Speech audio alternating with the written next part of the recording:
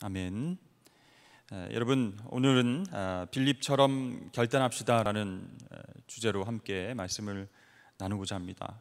왜 빌립처럼 결단해야 될까요? 빌립이 사실은 그 성격상 결단을 잘 못하는 신중한 완벽주의자이기 때문입니다. 우리 주변에도 그런 사람들 있죠. 뭐 하나 결단하고 결정하기가 어려운 사람들. 왜냐하면 굉장히 신중합니다. 여러 가지를 생각합니다. 이것도 생각하고 저것도 생각하고, 이랬을 경우에는 어떻게 해야 되고 저랬을 경우에는 어떻게 해야 되고 막 따집니다. 그렇기 때문에 이렇게 결단하기가 참 힘들어요. 그런데 이 신중한 완벽주의자인 빌립이 예수님을 따르기로 결단합니다. 굉장히 큰 의미가 있는 말씀입니다. 사실은 완벽주의자 성향에 가까운 사람들은요, 우울질 거기에 속하는 사람들이 바로 완벽주의자다라고 할 수 있습니다. 뭐 여러 가지 장점도 있지만 결단하기가 참 어려운 부분들도 있는데, 어떻게 하면 오늘 빌립처럼 우리가 주님 앞에서 결단할 수 있을까 한번 말씀을 살펴보도록 하겠습니다. 여러분, 빌립 무슨 뜻일까요? 혹시 여러분 관심 가져본 적 있으십니까? 빌립, 뭐 영어로 필립. 네, 이 빌립이란 뜻은 말을 사랑하는 자, 말을 사랑하는 사람, 그런 뜻입니다. 이 빌립이라고 하는 그 이름이 굉장히 유행한 적이 있었습니다. 바로 예수님 때에 이 빌립이라는 이름을 많이 지었습니다. 유행했었습니다. 왜냐하면 당시 전 세계를 정복했던 알렉산더 대왕 때문이었습니다. 이 알렉산더 대왕의 아버지 이름이 빌립이었습니다. 사실 알렉산더 대왕보다 더 유명한 사람이 없었죠, 그 당시에. 네, 그리스 문화를 전 세계에 전하면서 많은 나라를 점령했던 그런 왕이었습니다. 그런데 그 아버지 이름이 빌립이었어요. 알렉산더가 정복한 나라들마다, 그 지역마다 여러 가지 일화들, 여러 가지 이야기들이 퍼져나갔는데, 그 아버지의 이름 또한 유명해지게 되었습니다. 이 알렉산더 대왕은요, 그 당시에 팔레스타인, 지금 이스라엘 땅까지 정복을 했습니다. 단 예루살렘까지 내려와서 정복하지 못하고 돌아갔습니다. 그런데 이스라엘 북쪽에 있는 갈릴리 지역, 그곳은 알렉산더가 지배해서 통치했던 그런 지역이었죠. 그래서 이 갈릴리 지역, 이스라엘의 북쪽 지역인 이곳에 살던 사람들은요, 자연히 알렉산더 대왕의 문화, 또 직접적인 어떤 통치, 이런 것들을 경험했습니다. 그러다 보니까 이 알렉산더 대왕인 이 아버지 빌립에게도 관심이 있었다는 것이죠. 그 시대 사람들은요, 유행이 하나 있었는데, 유명한 사람, 그 사람들을 본받기 위해서 똑같은 이름을 짓는 것이 유행이었습니다. 그래서 알렉산더가 통치했던 지역, 이스라엘, 또 시리아, 이쪽 지역 사람들이 빌립이라고 하는 이름을 굉장히 많이 지었다는 것입니다. 그러니까 이 빌립은 알렉산더 대왕의 아버지 이름이잖아요. 알렉산더가 너무 훌륭하니까 그를 낳아줬던 아버지는 누구일까? 더 훌륭한 분이 아닐까? 이렇게 사람들이 생각을 하게 됐어요. 그래서 빌립 이렇게 이름을 지으면 정복자라고 하는 이미지, 아주 강력한 리더의 아버지 이름이기 때문에 너도 나도 할 것 없이 빌립이라는 이름을 많이 지었습니다. 그러니까 이 빌립이라고 하는 이름은요, 그리스 스타일의 이름이에요. 그러니까 이스라엘 백성들이 굉장히 보수적이고 그런 그리스 문화에 난 젖어들기 싫다, 난 관심 없다 하는 사람들은 짓지 않는 그런 이름이었다는 것입니다. 과거에 우리나라도 일본의 그 지배를 당하고 있을 때 창씨개명을 했었죠. 그런데 애국심을 가지고 있는 사람들은 창씨개명 안 하겠다, 죽어도 안 하겠다, 이렇게 한 사람들이 있죠. 마찬가지로 아주 보수적이고 정통적인 유대인들은요, 그리스식의 이름을 갖지 않았습니다. 빌립 이런 이름 안 가졌습니다. 그런데 그럼에도 불구하고 오늘 제자 빌립의 이름 어떻게 지어졌을까요? 유대인이지만 그래도 전통적이고 아주 보수적인 유대인은 아니었을 것이다. 그러니까 그 집안의 문화 자체가 외부의 문화와 흐름을 좀 잘 받아들이는 개방적인 어떤 그런 집안이었을 것이다, 이렇게 추측할 수 있어요. 이러한 개방성이야말로 빌립이 예수 그리스도와 또 복음을 받아들이는 그런 어떤 하나의 배경이 아닐까 생각을 하게 됩니다. 지금도요, 여러분, 철저하고 또 보수적인 유대인들은 복음을 듣지도 않습니다. 아예 들을 생각조차 하지 않습니다. 왜 유대인들이 예수를 믿나? 말도 안 된다. 유대교는 철저하게 유대교로 남아야 된다. 지금도 그렇게 보수적으로 생각하는 유대인들이 많이 있습니다. 자, 요한복음 1장 44절 우리가 말씀 읽었는데요, 빌립에 관한 한 가지 암시가 기록되어 있습니다. 빌립은 안드레와 베드로와 한 동네 베세다 사람이다, 이렇게 됐습니다. 그러니까 이 빌립이라고 하는 사람은 안드레와 베드로와 같은 고향 출신이라는 거예요. 그러니까 안드레, 베드로 형제가 먼저 예수님을 믿었으니까 이 형제들을 통해서 예수님에 대한 사전 지식을 미리 갖고 있었을 가능성이 충분하다는 것이죠. 성경은 이런 전제를 가정하면서도 빌립이 예수님을 따라가게 된 것, 예수님의 제자가 된 것, 그것을 아주 드라마틱한 방법으로 묘사하고 있습니다. 순간적인 결단에 의해서 딱 예수님을 따른 것처럼 묘사하죠. 이튿날 예수께서 갈릴리로 나가려 하시다가 빌립을 만나 이르시되 나를 따르라 하시니, 나를 따르라 한마디만 주님께서 하셨는데 따라갔다는 겁니다. 근데 여러분, 단순한 호기심이 아니었습니다. 왜냐하면 빌립이 예수님을 만나고 나서 누굴 찾아갑니까? 나다나엘을 찾아갔습니다. 그래서 모세가 율법에 기록했고 여러 선지자가 구약에 기록된 그분을 내가 만났다. 하나님께서 기름 부어 주셔서 우리 민족에게 해방을 주시기로 한 그 메시아를 내가 만났다, 이렇게 고백을 했다는 거예요. 그러니까 빌립은 예수님에 관한 사전적인 지식이 있었을 것이다 라는 것이죠. 그래서 예수님을 만나자 나를 따르라 했을 때 바로 순종한 것으로 우리가 볼 수 있습니다. 여러분, 이 상황을 우리가 주목해야 되는 이유는 뭐냐면 빌립이라고 하는 사람이 굉장히 신중한 사람이고 돌다리도 그냥 두들겨서 건너는 완벽주의적인 성격을 가지고 있었다라는 것입니다. 그런데 어떻게 예수님을 그렇게 쉽게 따를 수가 있는가? 그 이유는 무엇이라고요? 안드레나 베드로를 통해서 이미 예수님에 대한 지식을 가졌을 것이다. 또 하나는요, 예수님께서 빌립을 다루는 방식에 대해서도 우리가 주목할 필요가 있습니다.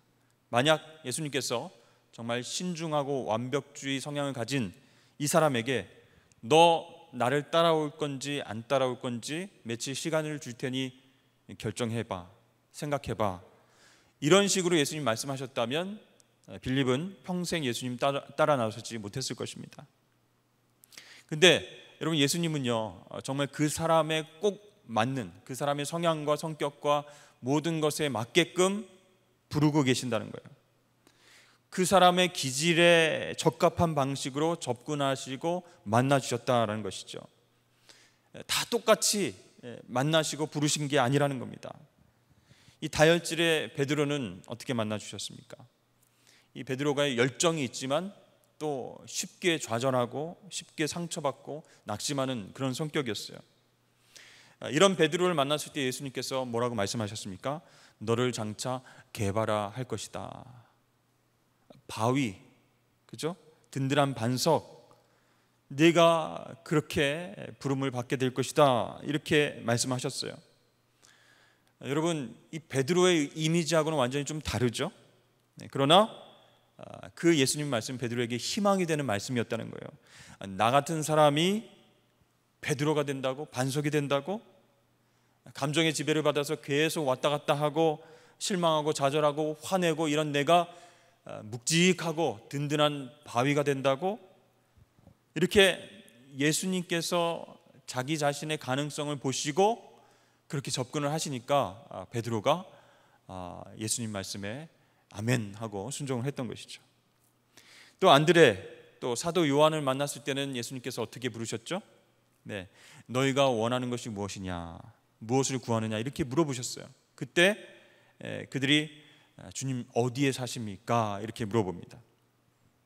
와보라, 와서 보라, 가서 내가 사는 곳에서 나와 함께 지내면서 나와 교제하자 이렇게 말씀하셨어요. 그러니까 예수님은 그들에게는 이렇게 친근한 방법으로 초대하시고 교제하셨다는 것이죠. 근데 여러분, 빌립의 경우에는 달랐습니다. 만나자마자 잔소리하지 마라, 따라와, 이렇게 예수님이 직접적으로 얘기를 하신 거예요. 단도직입적으로 얘기하지 않으면 이 빌립의 성향상 계속 계산하고 생각하고 고민하고 며칠 동안 그렇게 했을 것입니다. 잘 따지고 합리적인지 아닌지 이렇게 계산하고 신중하게 생각하는 사람에게는 예수님 생각에는 따라와, 다른 이유 없이 나를 따르라, 이렇게 이야기하는 것이 훨씬 좋은 접근 방법이다라고 생각하셨던 것 같아요. 자, 이렇게 예수님을 따라 나선 것은 빌립의 인생에 있어서 정말 새로운 인생의 출발이었다라고 할 수가 있습니다. 여기서 이제 빌립의 기질과 성격을 조금 더 알아보면 좋겠습니다. 요한복음 6장 말씀에 보면 5절에서 7절까지 말씀이죠. 예수께서 눈을 들어 큰 무리가 자기로 오는 것을 보시고 빌립에게 이르시되 우리가 어디서 떡을 사서 이 사람들을 먹이겠느냐 하시니, 이렇게 말씀하심은 친히 어떻게 하실지를 아시고 빌립을 시험하고자 하심이라. 빌립이 대답하되 각 사람으로 조금씩 받게 할지라도 200데나리온의 떡이 부족하리이다. 언제 얘기하는 거예요? 오병이어의 기적, 그죠? 이 많은 사람들이 들판에 앉아 있는데 성인 남자들만 계산해서 5,000명이라고 그러면 여자와 아이들과 어르신들까지 다 합치면 거의 10,000명 정도가 넘었을 것이다 라고 추정을 합니다. 한 10,000명쯤 되는 사람들을 먹이려면 몇 개의 떡이 필요할까요? 여러분 계산해 보십시오. 몇 개의 떡을 얼마에 사야 될까요? 시간을 줘도 저는 계산을 잘 못할 것 같습니다. 그런데 빌립은 바로 대답하죠. 선생님, 200데나리온의 떡이 있다고 해도 부족할 것 같습니다. 이렇게 계산을 했습니다. 빌립이요, 수치가 정말로 정확하고 계산에 밝은 사람이었지만 그렇게 긍정적이지는 않았던 것 같습니다. 200데나리온을 주고 떡을 다 사와도 부족할 것 같다라고 하는 말은 그만큼의 떡이 있어도 다 먹이지 못할 텐데 어쩌자고 떡 이야기를 하십니까? 정확하지만 조금 부정적인 그런 빌립입니다. 이러한 성향은요, 아주 전형적인 우울질 기질의 기질의 특징입니다. 그래서 여러분, 우리 주변에도 이 멜랑콜리한 사람들 있죠. 그 사람들 정확하고 신중하고 사려 깊고 분석적이고 깊이가 있지만 조금 부정적이에요. 조금 부정적이에요. 하지만 그렇기 때문에 일을 맡기면 아주 정확하고 아주 잘 해냅니다. 그렇죠? 자, 그 다음에 빌립은 요한복음 12장에도 등장하는데요. 12장 20절에서 21절 말씀 보시면 명절에 예배하러 올라온 사람 중에 헬라인 몇이 있는데 그들이 갈릴리 벳세다 사람 빌립에게 가서 청하여 이르되 선생이여 우리가 예수를 배웁고자 하나이다 하니, 헬라인 몇 사람이 예수님을 보고 싶다 이렇게 이야기를 했습니다. 그러니까 예수님을 만나기 위해서 예수님의 제자인 빌립을 찾아온 거죠. 그런데 빌립의 반응이 재밌습니다. 우리가 읽지는 않았지만 22절 말씀에 보면 빌립이 안드레에게 가서 말하고 안드레와 빌립이 예수께 여짜오되 이렇게 나와 있습니다. 여러분, 이 빌립의 성향을 좀 아시겠죠? 만약에 어떤 사람이 예수님을 좀 만나고 싶습니다 라고 베드로에게 말했다 생각해 보십시오. 베드로 사도님, 꼭 주님을 만나고 싶습니다. 이렇게 요청을 했다면 베드로는 어떻게 얘기했을까요? No problem. 네, 문제 없어. 나를 따라오시오. 내가 바로 만나게 해드릴게. 이렇게 베드로는 했을 것입니다. 다혈질적이고 충동적이고 자기 과시하고 싶어하는 그런 기질의 베드로, 당연히 이렇게 대답을 했을 것입니다. 그런데 빌립은 어떻게 했죠? 직접 예수님 앞으로 그들을 데리고 간 것이 아니라 안드레하고 상의를 합니다. 어떻게 할까? 이 사람들 예수님 앞으로 좀 모시고 갈까 말까? 괜찮을까? 이렇게 의논한 다음에 안드레와 빌립이 이들을 데리고 예수님께로 나아가는 것을 보게 됩니다. 그러니까 깊이 생각한 후에 확인하고 행동하는 그 빌립의 기질을 여기서도 발견할 수 있습니다. 또 요한복음 14장 말씀에 유명한 구절이 6절과 7절 말씀인데요, 예수님께서 내가 곧 길이요 진리요 생명이니 나로 말미암지 않고는 아버지께로 올 자가 없느니라. 너희가 나를 알았더라면 내 아버지도 알았으리로다. 이제부터는 너희가 그를 알았고 또 보았느니라. 주여 아버지를 우리에게 보여주옵소서. 그리하면 족하겠나이다. 빌립이 이렇게 이야기를 합니다. 그러니까 예수님께서 내가 길이고 진리고 생명이야, 나를 통해서 아버지를 볼 수 있고 아버지께로 갈 수 있어, 나를 본 사람은 아버지를 본 거야 라고 그렇게 이야기를 주님이 하셨는데 빌립이 뭐라고요? 확인하고 싶은 거예요. 네. 그렇게 얘기로만 하지 마시고요, 아버지 한번 보여주세요. 이렇게 확인하고 싶은 실증주의적인 성격, 과학자처럼 실제로 만지고 확인하고 싶어하는 그런 성격을 갖고 있었다라는 것을 알 수 있죠. 자, 이렇게 신중하고 따져보고 확인해야 움직이는 빌립에게 예수님께서는 어떻게 말씀하셨어요? 권위 있게 나를 따라오너라. 아무 말도 안 하시고 나를 따르라 이렇게 말씀하셨죠. 그 권위 있는 말씀에 완전히 신중에 신중을 거듭하는 빌립이 무너져 내렸습니다. 저분이 내가 듣던 메시아일지도 모르겠다 이렇게 생각하고 주님을 따랐던 것이죠. 여러분, 빌립에 대해서는 그렇게 많이 나와 있지는 않습니다. 어떻게 일하고 어떻게 순교했는가. 사실 요한복음에 나타난 몇몇 사건을 제외하고는 빌립에 대한 기사를 많이 찾아볼 수 없습니다. 근데 여러분, 사도행전에 빌립이라는 이름이 나와요. 근데 여러분, 같은 인물이 아닙니다. 성경학자들은 사도행전에 나오는 빌립과 요한복음에 나오는 빌립이 다르다 이렇게 얘기해요. 복음서, 즉 요한복음에 나오는 빌립은 제자 빌립, 사도 빌립이고, 사도행전에 나타나는 빌립은 빌립 집사입니다. 그러니까 이 빌립이라는 이름 가진 사람들이 많았다고 그랬잖아요. 알렉산더 대왕의 아버지 이름이기 때문에. 그래서 우리는 구분할 수 있어야 돼요. 전승에 의하면 빌립은 소아시아 그 지역에서 복음을 증거하며 살았습니다. 특별히 라우디게아 그 교회와 골로새 교회 그 교회들을 중심으로 활동을 했다는 기록이 남아 있습니다. 라우디게아, 골로새, 히에라폴리스, 이곳이 삼각형 이렇게 방향으로 근처에 있습니다.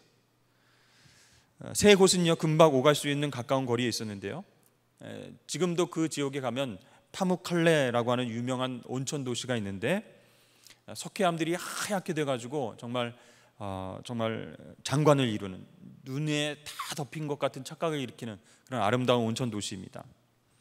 바로 이 지역에서 빌립이 복음을 전하면서 열심히 활동한 것으로 전해지고 있는데, 나중에는 갈라디아 지방까지 진출을 하게 됩니다. 갈라디아도요 지금 터키 지역입니다. 터키 안에 있는 지역입니다. 그래서 빌립의 전도를 받았던 일부 사람들 중 어떤 사람들은 프랑스까지 가서 복음을 전했다라는 그런 이야기가 남아 있습니다. 자, 이렇게 빌립은 갈라디아에서 전도를 하다가 다시 골로새, 히에라폴리스 이 지역으로 돌아왔어요. 돌아와서 복음을 전하다가 체포당해서 십자가 형을 받게 됩니다. 그리고 히에라폴리스 언덕에서 순교를 했다라고 전해지고 있습니다.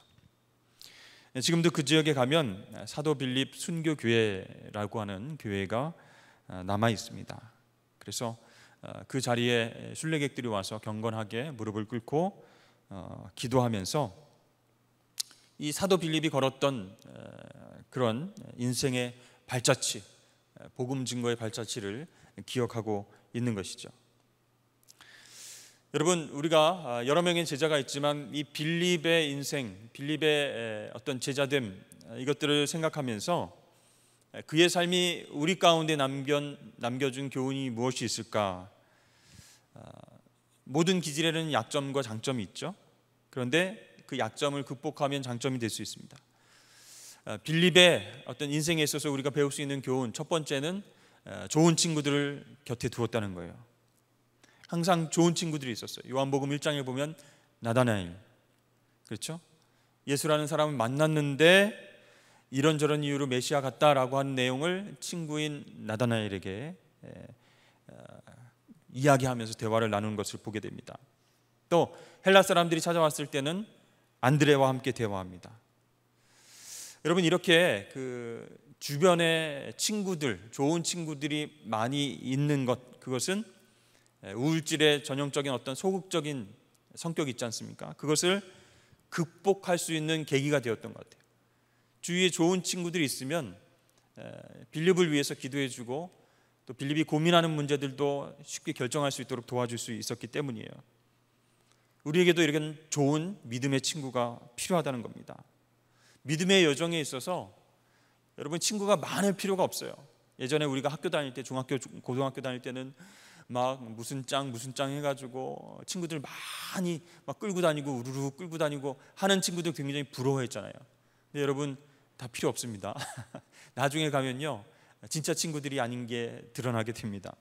정말 믿음 좋은 친구 한 3-4명만 있어도 큰 축복이라고 생각하실 수 있어야 돼요. 자, 교회 안에서 여러분 좋은 믿음의 친구들을 많이 만나실 수 있기를 축복합니다. 네, 물론 교회 안에 있는 사람들이 다 믿음의 친구들은 아닐 수 있습니다. 옆에 사람들을 보시면 좀 의심이 가는 분들이 많이 계시죠. 다 그랬으면 좋겠지만 안 그런 사람도 있어요.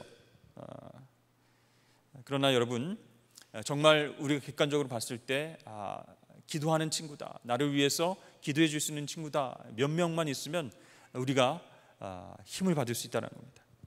두 번째 우리가 배울 것은 의심이 있어도 주님 곁을 떠나지 않고 질문하는 자세가 정말 중요하다는 거예요. 빌립에게는 여러 가지 의심이 있었습니다. 한 예로 예수님은 그렇게 따라다니면서 교훈을 받았음에도 불구하고 하나님 아버지를 직접 보여주십시오, 이렇게 요청을 하는 거예요. 그런 의심과 의구심이 들지만 그럼에도 불구하고 예수님 곁에 떠나지 않고 계속 질문했던 것입니다. 좋은 자세예요. 어쩌면 이 같은 이유로 기질을 가진 사람들 중에서 훌륭한 과학자, 예술자가 굉장히 많이 나오는 그런 이유가 아닌가 싶습니다. 그 다음에 가장 중요한 부분은 뭐냐면 신중하지만 결단할 수 있는 태도, 우리가 배워야 된다는 것입니다. 정말 신중해서 결정하기 어려운 그런 성향의 어떤 성격이 있을 수 있지만 결단할 필요가 있을 때는 과감하게 결단하는 그런 모습을 우리에게 보여주고 있죠. 예수님을 따라갔습니다. 그렇죠? 결단하기 힘든 성격의 사람인데 계속 중요한 결단을 미루다가는 자신의 전부를 거는 결단하지 못하고 그렇게 끌려다니는 인생이 될 수 있어요. 여러분, 신앙은 결단입니다. 자신을 던지는 것입니다. 분명히 그런 결단이 필요한 순간이 오게 됩니다. 과연 나는 예수님을 따라갈 것인가, 세상을 따라갈 것인가? 여러분, 그 결단의 순간에 예수님을 놓치지 않기를 주의 이름으로 축복합니다. 여러분, 수많은 신앙의 선배들이 있는데요, 정말 위기의 순간, 고난의 시간, 힘든 과정을 거쳐서 하나님을 만나는 사람도 있습니다. 그런데 그 과정 가운데 공통적인 것은 무엇이냐면 그 중요하고 어려운 순간에 하나님을 따르겠다, 하나님을 만나겠다라고 결단한 그 순간이 있었다는 것이요. 주님의 부르심이 계속 있는데도, 콜링이 있는데도 불구하고 아직 결단하지 못해서 갈등하는 사람들이 여러분일 수도 있고 여러분 주위에 있는 친구들이 또 사람 이웃들이 그럴 수 있다는 것입니다. 그래서 오늘 빌립의 성격과 성향과 그런 모습들을 바라보면서 정말 잘했다 싶은 것은 결단한 것입니다. 그리고 주님을 따라간 것이에요. 그것이 정말 행복한 일이고 가치 있는 일이고 또 하나님께 영광을 올려드리는 그런 중요한 결정이었다라는 것입니다. 여러분, 우리도 인생의 여러 중요한 시기가 오게 됩니다. 또 고난과 아픔의 그 시간이 우리를 찾아올 때도 있습니다. 그때 빌립처럼 결단하고 주님만을 바라보며 나아가실 수 있는 저와 여러분 되시길 주의 이름 축복합니다.